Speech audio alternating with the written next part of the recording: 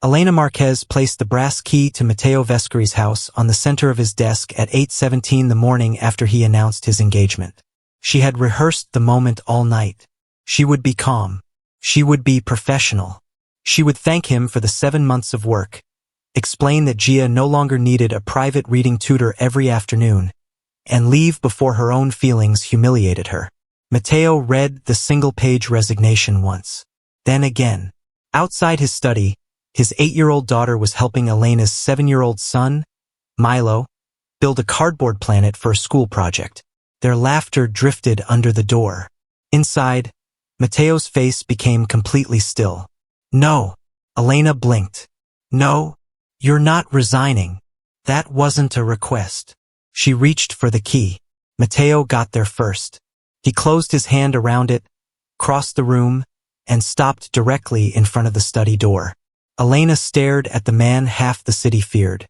Matteo Vescari controlled clubs, trucking companies, construction crews, private security firms, and enough quiet influence that city officials returned his calls before their own mothers. But Elena had never been frightened by the expensive suit or the men stationed outside his gates. What frightened her now was the hurt underneath his anger. "Move," she said. His jaw tightened. "Elena, you announced your engagement to another woman last night. This has nothing to do with Bianca. It has everything to do with what happens next. Gia will have a new family. You will have a wife. And my son has started leaving his toothbrush here." Matteo's eyes flickered. She hated that he looked wounded by that. Then he said the words that changed everything. "You're not leaving me." Elena's breath caught. "Not the house. Not Gia. Me." For one dangerous second, neither of them moved. Then Elena looked directly at him and whispered, "You don't get to say that after putting another woman's ring on your future." 7 months earlier, Matteo Vescari had not known Elena Marquez's name. He had known only that his daughter had stopped speaking at school. Gia had once been loud enough to make restaurant waiters laugh from 3 tables away. She sang nonsense songs in the car, argued about bedtime, and told strangers exactly why giraffes were better than horses. Then her mother left. No dramatic death. No tragic accident. Valentina simply decided the life Matteo lived was not the life she wanted. She signed custody papers, moved to Europe, and sent increasingly rare postcards that Gia eventually stopped opening. After that, Gia still spoke to Matteo and the housekeeper who had known her since infancy. With everyone else, she became almost silent. Matteo attacked the problem the way he attacked every problem. Experts, private schools, specialists, a tutor with 3 degrees, another tutor with 4. One woman arrived carrying laminated emotion cards. Gia locked herself in the bathroom for 40 minutes. Matteo paid every bill. Nothing changed. Then, on an October afternoon, he arrived unexpectedly early at Gia's elementary school and found his daughter sitting underneath a table in the library. 20 children were rehearsing presentations nearby. Gia had apparently frozen when her teacher asked her to read 2 sentences aloud. The teacher was standing several feet away, coaxing her. "Come on, Gia. You know the words." Gia pulled her knees tighter against her chest. Matteo was already moving forward when another woman crossed the room before him. Elena wore an old green cardigan, black trousers, and sneakers with 1 white shoelace and 1 gray one. A school identification badge hung crookedly from her neck. She did not tell Gia to come out. She did not tell her everything was fine. She simply lowered herself onto the floor beside the table. Then she pushed a picture book underneath it. No words, just drawings of a small fox trying to find its way through a noisy city. Gia looked at the cover. Elena opened another copy for herself. For 5 minutes, neither spoke. Then Gia whispered, "The fox is going the wrong way." Elena turned a page. "Maybe he should take the bridge. Maybe he's afraid of bridges." Gia considered that. Then, still underneath the table, she pointed to the illustration. "He can go with somebody." Elena smiled. "That usually helps." Matteo stood in the doorway and felt something inside him shift. Every professional he had hired had tried to make Gia perform. This stranger had simply made room for her. Later, he found Elena shelving books. You work here 3 mornings a week. You got my daughter to talk. Elena glanced toward Gia. No, your daughter decided to talk.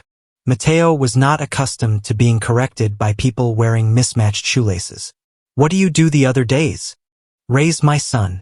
Handle after-school literacy groups. Do bookkeeping for a florist when the electric company gets ambitious. I want to hire you. Elena laughed. He did not. I'm serious. That makes one of us. My daughter responded to you. She responded because I wasn't treating her like a problem to solve.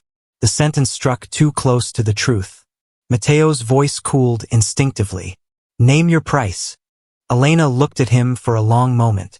Then she said, that sentence is probably why people behave strangely around you. He almost walked away. Instead, against every instinct he had spent 39 years sharpening, Mateo asked, what should I have said? Elena adjusted the books in her arms. You could start with please. That evening, Mateo learned 3 things about Elena Marquez. She was 31. She was raising Milo alone. And she refused his first offer because it required too many hours away from her son. Mateo revised it. Milo could come with her after school. Elena revised it again. 3 afternoons each week. No live-in arrangement. No security following her home. No interference with Milo's school. Gia remained enrolled with other children instead of being isolated inside the estate. Mateo stared at the handwritten additions. Do you negotiate every employment contract like a hostage release? No. Usually the employer doesn't have armed men outside. He signed. That was how Elena entered his life. Not through a nightclub, a debt, or a gunshot. Through a library table. At first, she came only for Gia. They read graphic novels in the sunroom. They practiced presentations by letting Gia read to the family's elderly bulldog, Caesar, who slept through every story and therefore made an excellent audience. Milo joined them twice a week. He was skinny, energetic, obsessed with planets, and constitutionally incapable of being impressed by expensive things. On his first afternoon at the Vescuri estate, he looked around the marble foyer and asked Mateo, why is your house so echoey? Mateo stared down at him. Elaborate. There's not enough stuff. There is furniture. Not kid stuff. 10 minutes later, Milo left a plastic astronaut on Mateo's antique console table. Mateo noticed it every morning for the next 3 months. He never moved it. Elena noticed that too. Something else slowly changed. Mateo started coming home before 7. At first, he pretended it was coincidence. Then Elena found him standing outside the sunroom listening while Gia read an entire page aloud to Milo. He was still there when she finished. Gia looked up. Her face brightened. You heard me. Mateo's throat moved before he answered.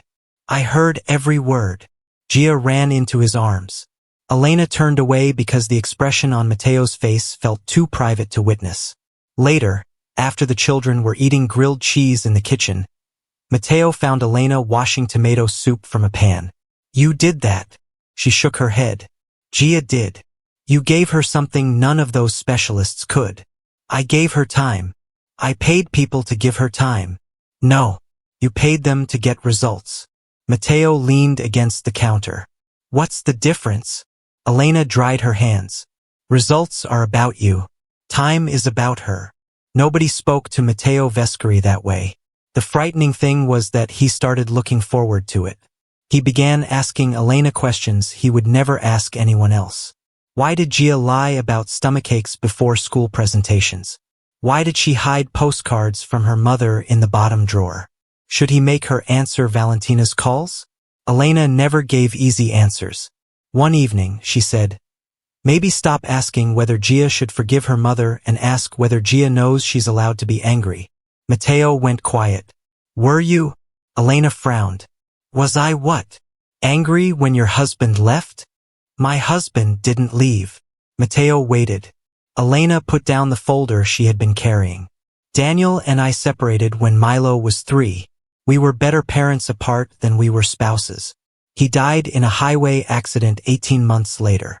Mateo's expression changed. I'm sorry. So am I. There was no melodrama in her voice. That was what stayed with him. He wasn't perfect, she continued. Neither was I. But Milo loved him. So I don't turn Daniel into a saint because he died, and I don't turn him into a villain because our marriage ended. Mateo looked toward the kitchen, where Milo was trying to convince Gia that Saturn could technically count as jewelry. You make room for complicated things. Elena gave him a tired smile. Most real things are complicated. By December, Mateo had learned Milo's favorite cereal. By January, he knew Elena took her coffee with cinnamon instead of sugar. By February, Gia stopped eating dinner in the formal dining room unless Elena and Milo stayed.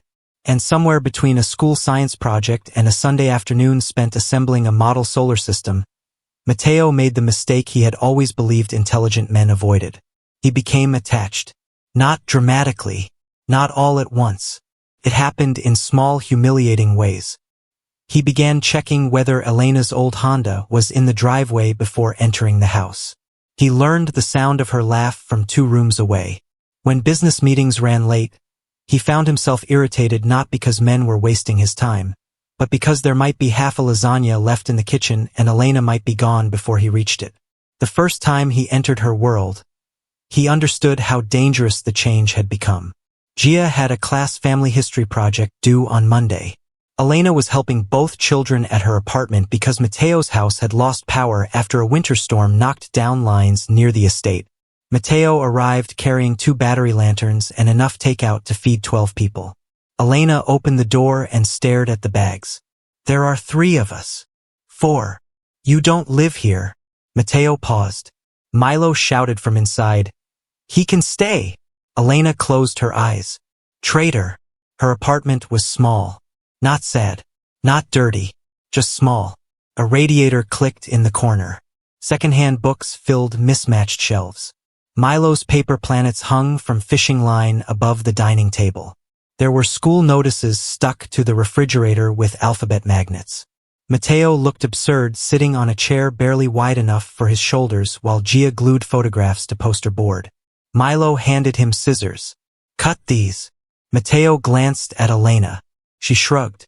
In here, he outranks you. For the next hour, one of the most feared men on the East Coast cut construction paper stars. Badly. Elena laughed at the first one. That has 9 points. It's customized. It looks injured. It survived. She laughed harder. Mateo watched her. Not the room. Not the food. Her. And for the first time in years, he understood exactly what his enormous house was missing. Not furniture. Noise. Arguments over glue. A child complaining about broccoli. A woman laughing because he could negotiate a port contract but could not cut a star. He had spent his entire life building walls high enough that nobody could abandon him again. Elena had somehow made him notice how empty the walls were. That should have frightened him enough to step back. Instead, he stepped closer. Spring arrived. So did the problem Mateo had been postponing. The Vescari organization had spent years in an unstable peace with the Carbone family. Both groups controlled different portions of the city's freight business, security contracts, and construction unions. Neither side wanted open conflict, but an upcoming waterfront redevelopment project would place them in direct competition. Mateo's advisors wanted a permanent alliance. The Carbones wanted the same, and Bianca Carbone, 36, intelligent, composed, and raised inside exactly the same world Mateo had inherited, understood the traditional solution before anyone said it aloud. Marriage. There was no secret affair, no jealous mistress, no woman plotting to destroy Elena. That almost made it worse. Bianca knew it was practical. Mateo knew it was practical. Their families could stop circling one another. Businesses would stabilize. Men who might otherwise end up fighting over docks would have reasons to negotiate. Mateo told himself practicality was responsible. Then he delayed answering for 6 weeks. Because every time he imagined Bianca at the breakfast table, he saw Elena there instead, arguing with Milo about socks. Every time he imagined introducing Bianca publicly as the future of the Vescari family, he thought about Gia reaching for Elena's hand outside school. Finally, his counsel forced the decision. The engagement was announced at a private dinner at the estate. Elena had not been invited as staff. Gia had insisted she come as family. That word had already become dangerous. Bianca was gracious. She greeted Elena warmly. She asked Milo about the model rocket he had brought to show Gia. Nothing about Bianca gave Elena someone convenient to hate. Then Matteo stood beneath the chandelier and announced that the engagement would bring stability to two families that had spent too many years expecting betrayal. People applauded. Elena did too. Gia did not. She stared at Matteo, then at Bianca, then across the room at Elena. Her small face became unreadable. That night, Elena drove Milo home while he slept in the back seat. At a red light, she realized she was crying. Not because Matteo had promised her anything. He had not. Not because Bianca had stolen something. She had not. Elena cried because somewhere during those 7 months, the Vescari house had stopped feeling like a job. Gia had stopped feeling like a student. And Matteo had stopped feeling like a man she could safely leave at the office. That was precisely why Elena had to go. The next morning, she resigned.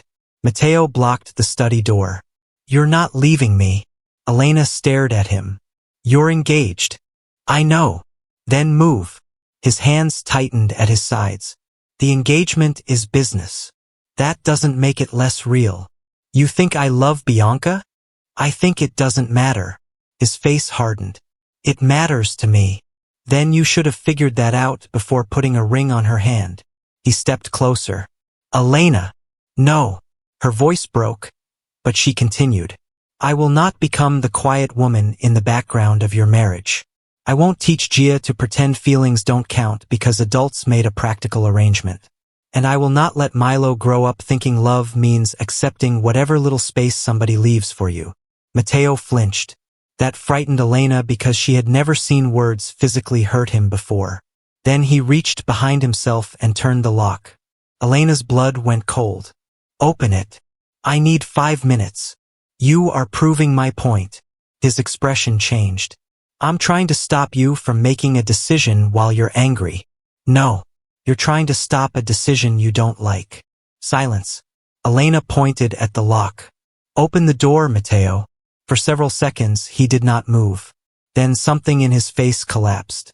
He unlocked it, stepped aside, and said nothing as Elena walked past him. That was the first sacrifice he made for her. Not territory, not money, control.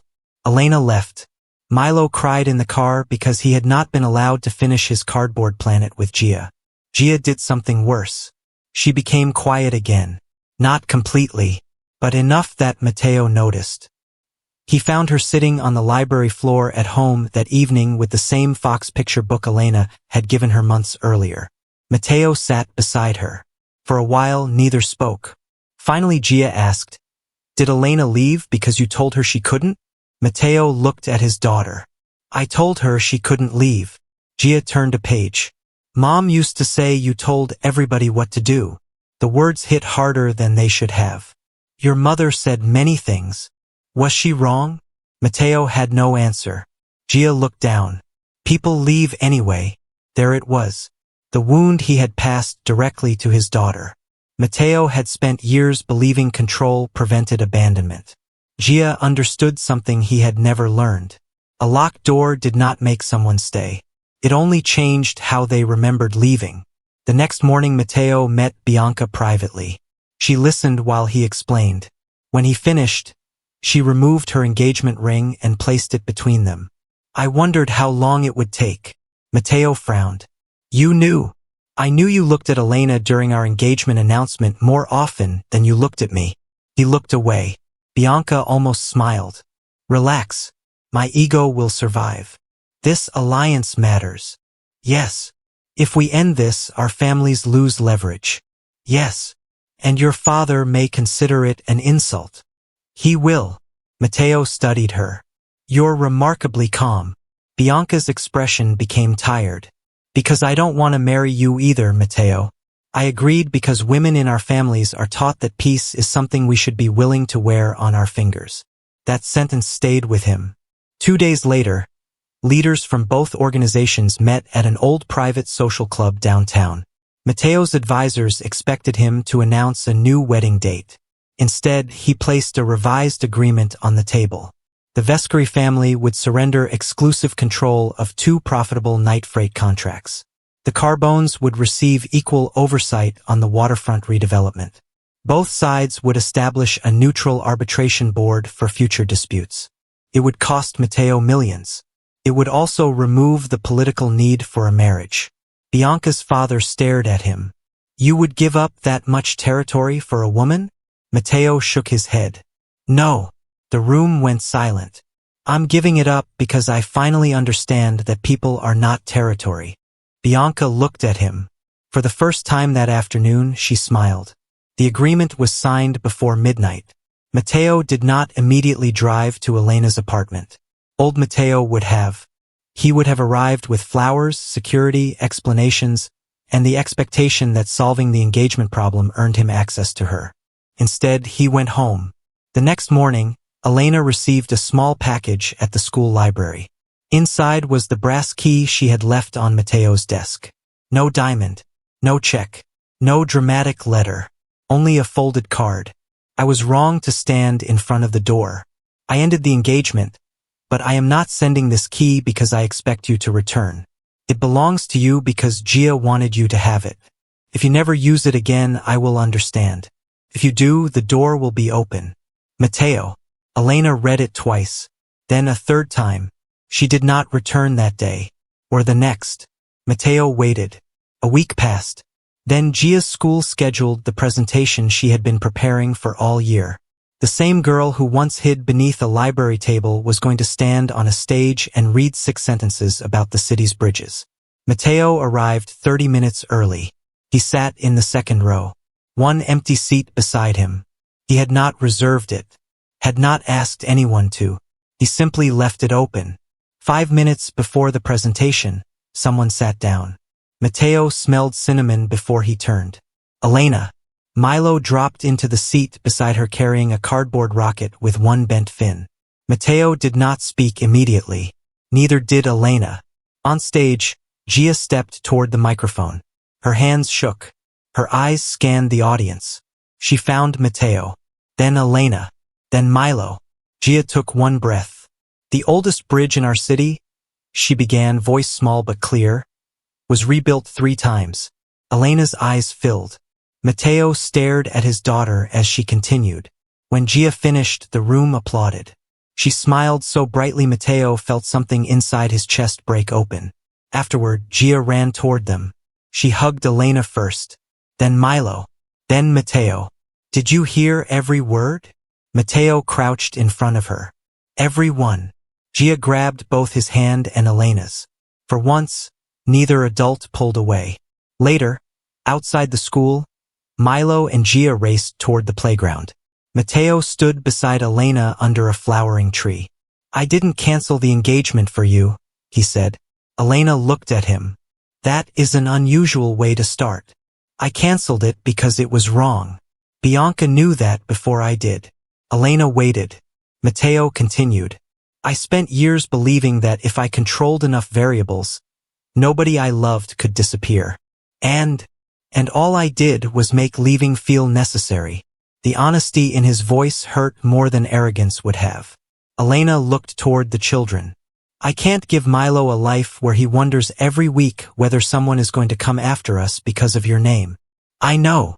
And I won't live inside a guarded house because you're afraid. I know. And if you ever block another door, I'll remove the door." Elena laughed before she meant to.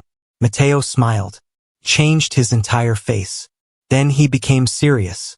"I cannot make my life ordinary overnight, but I can change what I ask you to live with." Over the following months, he did. He separated several legitimate businesses from the parts of his organization that carried the greatest risk. He stepped away from 2 ventures his advisors swore were too profitable to abandon. He moved meetings away from the house. He stopped discussing violence as though danger were an unavoidable inheritance his daughter simply had to accept. He did not become a saint. Elena would not have trusted a transformation that easy. He became something more believable. A man learning. Sometimes badly, sometimes slowly, But honestly, Elena returned first as Gia's tutor. Nothing more. Then she stayed for dinner one Thursday because it was raining. 2 weeks later, Matteo came to Elena's apartment and helped Milo build a new solar system after Caesar ate Jupiter. He made Saturn too small. Milo informed him repeatedly. Their first kiss happened 3 months after the broken engagement. No ballroom, no danger, no expensive hotel. Elena was standing in Matteo's kitchen making cinnamon toast because Gia had requested it after a bad school day. Matteo reached past her for a plate. Their hands touched. He stopped. "Can I?" That was all. Elena understood exactly what he was asking. Months earlier, he had blocked a door because he could not tolerate her leaving. Now he was standing 6 inches away asking permission to come closer. Elena kissed him first. A year after the day she resigned, Matteo arrived home before 6. Gia and Milo were arguing at the kitchen island over whether Pluto deserved to be a planet. Elena was cutting strawberries. Caesar was asleep directly where everyone needed to walk. Matteo stood in the doorway and watched. Nobody noticed him for several seconds. Once, that would have bothered him. Now it felt like peace. Gia finally looked up. "Dad, you're blocking the door." Matteo immediately stepped aside. Elena froze. Then she smiled. He looked at her. No one else in the room understood why both of them started laughing. Later, Matteo held the same brass key Elena had once returned to him. He placed it in her palm. "You don't need this anymore," Elena said softly. "I know. Then why give it back?" Matteo closed her fingers around it. "Because I finally understand what a key means." She waited. "It means the door can lock." His eyes held hers. "And it means you're always free to open it." Elena looked toward Gia and Milo arguing over Pluto, toward the crooked paper stars taped to a refrigerator that had once held nothing but schedules, toward the feared man who had finally learned that love could not be secured like territory. Then she slipped the key into her pocket. Not because she needed permission to stay, because she had already chosen to. And that was the difference. Matteo Vescari had nearly lost everything to learn. The first time Elena tried to leave, the Mafia Boss stood in front of the door and told her she wasn't going anywhere. A year later, he held that same door open while she walked into the house with her son beside her. This time, he did not ask whether she was staying. He simply smiled when she came inside, because the most powerful thing he had ever been given was not obedience, loyalty, territory, or fear. It was a woman who knew she could leave and still chose to come home. If Elena and Matteo's story stayed with you, tell me in the comments. Would you have walked away after the engagement, or given him one chance to prove he could change? And if you love emotional mafia romances built on choice, family, and earned love, like the video and subscribe for the next story.